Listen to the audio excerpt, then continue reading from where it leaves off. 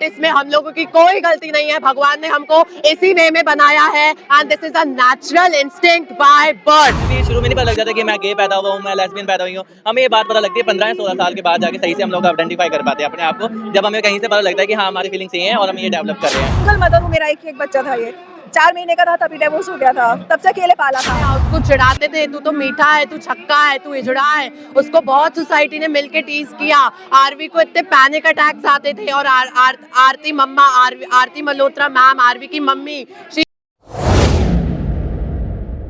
नमस्कार, मैं मोन्टू राजा। क्वायर जो है उसके चलते जो तमाम उत्पीड़न होता है और डिस्क्रिमिनेशन होता है उसको लेके एक प्रोटेस्ट किया गया है। आइए बातचीत करते हैं और जानते हैं। क्या नाम है आपका? मेरा नाम योगेश बोधवानी है एंड आज हम लोग यहाँ जंतर मंतर पे प्रोटेस्ट के लिए आए हैं। आरवी मल्होत्रा 16 ईयर ओल्ड का बच्चा, he has killed by society. उसका मर्डर हुआ है, ये सुसाइड नहीं है, ये एक मर्डर है। उसको सोसाइटी ने मिलके मारा है। कब, कहाँ ये घटना घटित हुई है? ये हुआ है 24 फरवरी को फरीदाबाद में। डीपीएस ग्रेटर फरीदाबाद का बच्चा। 2022 में हुआ था।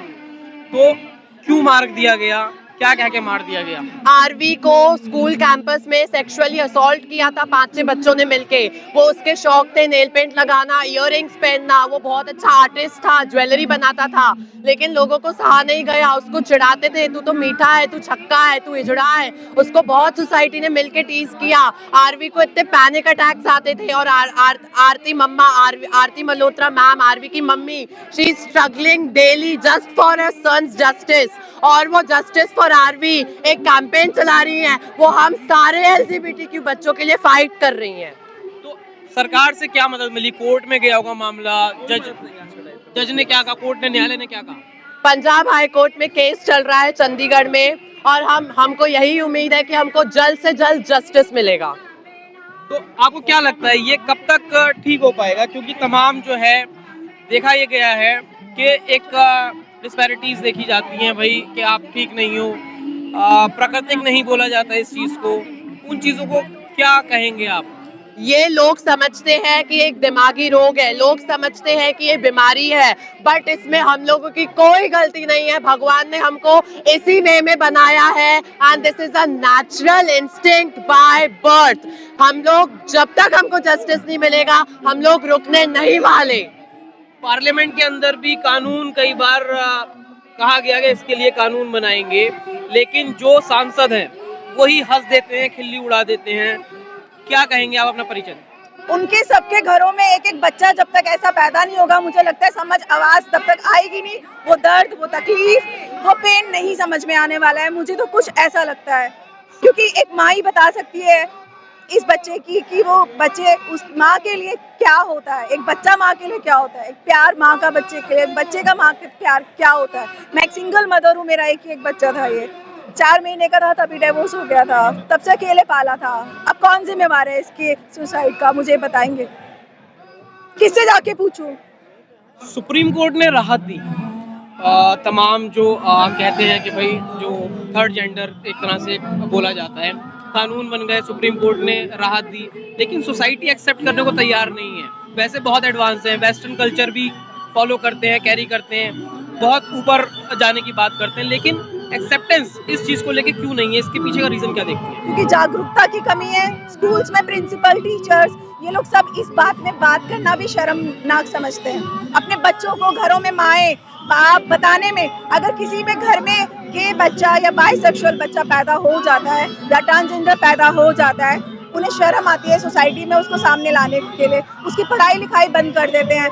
जागरूकता नहीं है, पढ़ाया नहीं जाता, इस बारे में बात नहीं की जाती। टीचर, स्कूल, कॉलेजेस, जितने भी एजुकेशनल इंस्टीट्यूट्स हैं, वहाँ पे इस बारे में बात ही नहीं होती है। और जो बात करता है उसको आने नहीं दिया जाता। हम लोग जैसे कई संस्थाएं जाती हैं स्कूलों में सेंसिटाइजेशन प्रोग्राम्स करवाने के लिए, बहुत ही गिने चुने नाम 1 या 2 स्कूल हैं जो सपोर्ट करते हैं, और जो करना चाहते हैं वो सिर्फ सोशल मीडिया के लिए और 2-4 स्कूल बोलूंगी नाम करने के लिए कि हाँ we are diverse, we are diverse करके छाप तो देते हैं, पर एक्चुअल में कोई सपोर्ट नहीं करता इन बच्चों को।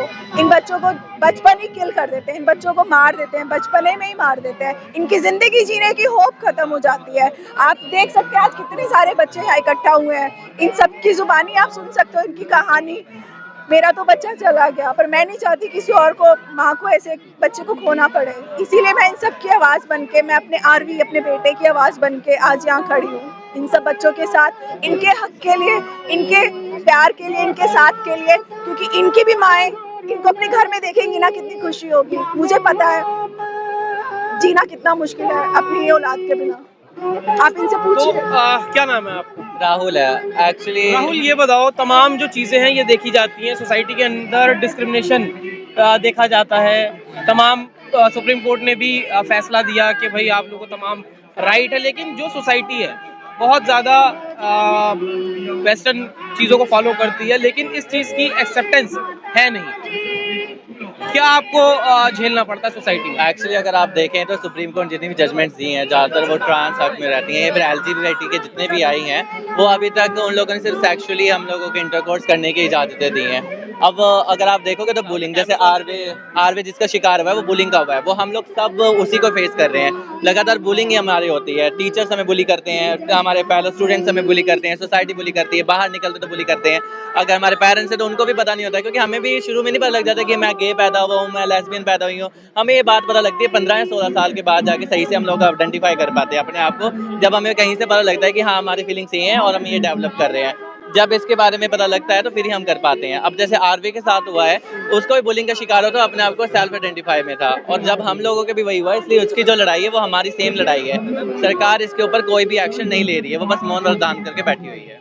तो चलिए, तमाम जो चीज़ें हैं वो बताई हैं कि एक ऐसी कम्युनिटी जिसको तमाम चीज़ें होने के बाद भी, सुप्रीम कोर्ट से फैसले मिलने के बाद भी, पार्लियामेंट में कई बार इस प्रस्ताव पे और इसके लिए कानून बनने के मजबूत करने की बात को लेके भी जो लोग हैं इसको एक्सेप्ट करने को तैयार नहीं है। तो इस पूरी चर्चा पे क्या सोचते हैं, क्या राय रखते हैं, कमेंट द्वारा साझा करें। अगली अपडेट के साथ आपके समक्ष फिर प्रस्तुत होंगे। नमस्कार।